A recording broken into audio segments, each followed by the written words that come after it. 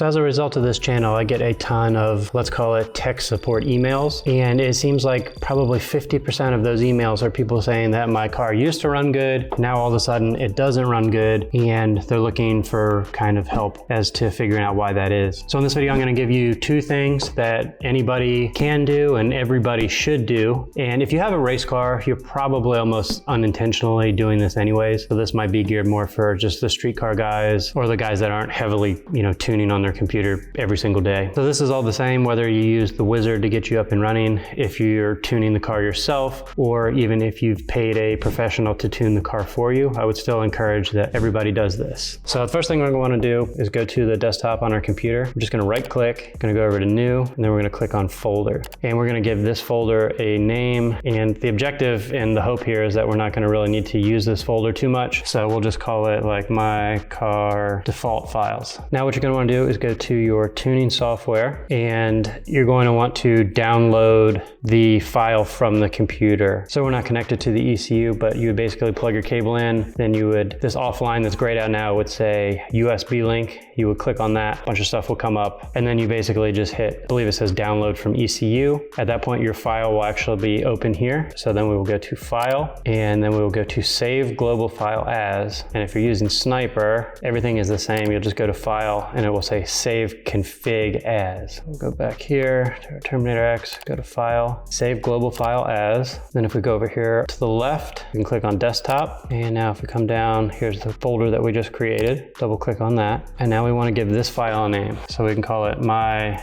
default tune dot don't touch. And we'll hit save. And just click yes if you get this message. So this is part one. This one's probably pretty self-explanatory, but basically the objective here is that whether we're letting the learn do its thing, or we're going in and we're making changes to this tune, or whatever the scenario is, now we have a default file that we can always just load back into the ECU. So if the car starts running bad out of the blue, I don't know, let's say your battery died or some situation happened where you're thinking that the tune file is messed up, something's wrong, you flashed firmware, software update, whatever. Now we have a known good file that we can always just dump right back into the computer. So if our car is running bad, we load this back into it. We know that this tune used to run good, now it doesn't. So something is wrong with the car, not with the tune. Tunes don't just change themselves. The next thing is probably more overlooked, but can be extremely helpful. So what we're going to want to do now that we have a default tune saved is we're going to want to do probably a handful of different data logs. And this is again with the assumption that at this point in time that the car is running good and properly and you're happy with the way everything is running. So what we want to do is any of the different kind of scenarios or situations that we use the car in, we're going to want to take a data log of that, and then we're going to want to save it and we're going to dump it into this same folder. So you might want to do one of startup, and you might want to do one of idle, you might want to do one of cruising, you might want to do a full throttle one, and if this is like a turbo car, maybe you do runs of different boost levels, or if you use your car for some other weird scenario or whatever it may be, or maybe different seasons. Again, just be as selective as you want, because the more things that you have, the more things that you properly name and label, the easier it's going to be for you to go back and be like, okay, my car is running bad now during cruising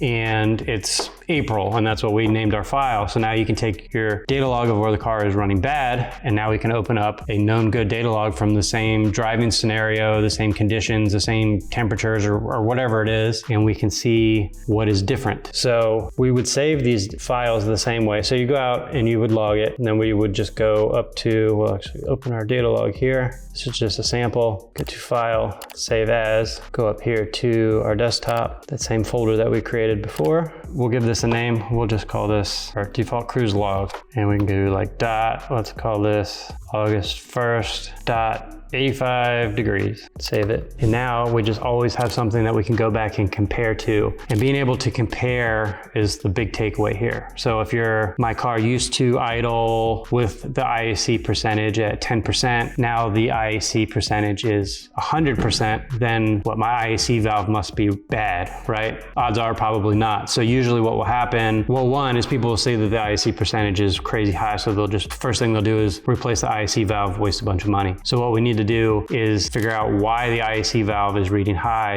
and odds are it's usually because the engine is running bad, so the engine is idling lower, so the ECU is trying to raise the IAC percentage to make up and get the low running engine up to the desired target idle speed. So there's a bit of art as to comparing and reading these files, but again, if you look and you can see that your car in these conditions used to idle at 2.5 milliseconds of injector pulse width, but now it's idling at 11 milliseconds of injector pulse width, then the car at that point is clearly running excessively rich, and that's probably why it is running bad. So now we need to figure out why is our injector pulse width so high, and the troubleshooting process just kind of keeps going like that. But 9 times out of 10, the car starts running bad out of the blue. Let's see, if we go back into our folder, we go to System ICF, we go to Closed Loop and Learn, and the default values in these are usually 50 on the closed loop and 50 on the learn. This is just a default Holley file. So what ends up happening, again, 9 times out of 10, the problem is that the oxygen sensor goes bad. The oxygen sensor starts reading full lean, in which case the closed loop and the learn are going to try to compensate for the lean condition. And since we've given it 50% adjustability on both the learn and the closed loop table, we're now allowing the ECU to add 100% of fuel, which will make any and every car run bad. So I always recommend bringing these learn and closed loop values down much lower once you get the car dialed in and running. Like some of these higher values can be pretty good, I guess, when you just started a car for the first time and you just want to get it actually running, and it will do that. But if you leave these values this high, it's almost always going to come back and bite you in the butt. And there is a bunch of different kind of theories or viewpoints, or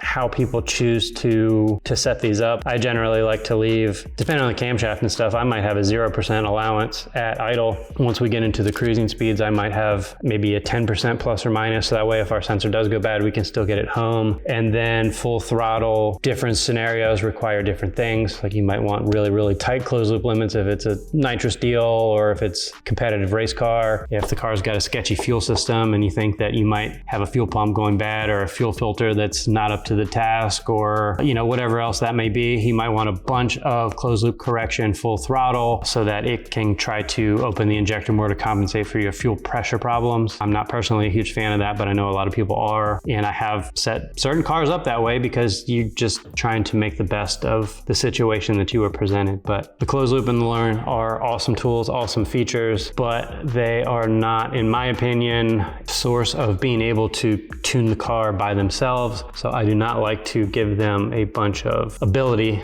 to correct the fueling. I want it to do what I told it to do, and then I'll use the closed loop, sometimes learn, to make up for seasonal changes or temperature changes or things like that. So that's just one example of 150,000 things that can go wrong. But if you have a data log of when the car ran good, now you have a data log when the car's running bad, compare the two, and it's going to make starting that troubleshooting process significantly easier. And now we also have a default tune file to go back on, and one we can compare what the data log is saying and what the tune is trying to do. So that's helpful. But again, most importantly, especially if you're just learning to tune, sometimes it's easy to start making a whole bunch of changes. Eventually you get to the point where the car is running way worse than it was before you started messing with it. So at least this way you always have that default tune file that you can load back into the car, and it's going to be running back to the way that it used to. If you are interested in learning more about tuning your Holley EFI system, I do have a training course with over 100 videos at this point in time. It's getting added to constantly. I will leave a link in the description. You can go check that out if that's something that you're interested in.